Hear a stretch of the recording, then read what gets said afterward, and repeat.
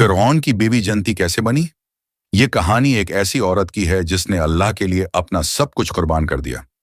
वो अपने जमाने की सबसे नेक और इबादत गुजार औरतों में से थीं, मगर उनका शौहर दुनिया का सबसे बड़ा जालिम था, फिरौन।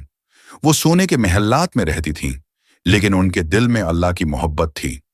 जब हजरत आसिया रजी अल्लाह अन्हा ने हजरत मूसी अलैहिस्सलाम का पैगाम सुना, तो उनका दिल लर्ज उठा और उन्होंने सच को पहचान लिया।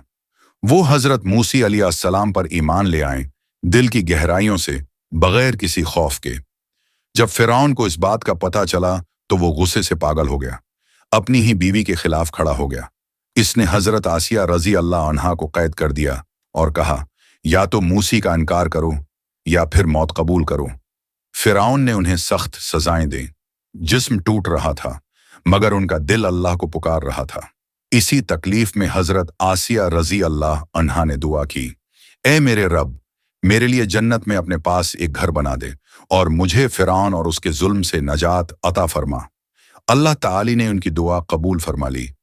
फरिश्ते आए और उनकी रूह को ले गए और अल्लाह ताली ने उन्हें जन्नत में एक अजीम महल अता फरमा दिया, जो फिरौन के महल्लात से करोड़ों गुना बेहतर था। हजरत आसिया रजी अल्लाह अन्हा सब्र, ईमान और कुर्बानी की एक अजीम मिसाल हैं। उन्होंने दुनिया की बादशाहत छोड़ दी, मगर अल्लाह की रिजा हासिल कर ली। अल्लाह ताली ने उनकी दुआ को कुरान करीम की सूरत तहरीम में हमेशा के लिए महफूज फरमा दिया।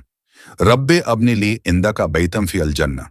उनकी कहानी हर इस औरत के लिए सबक है जो मुश्किल हालात में भी अल्लाह पर भरोसा रखती है, क्योंकि तकलीफ वक्ती होती है, मगर अल्लाह का साथ हमेशा का होता है।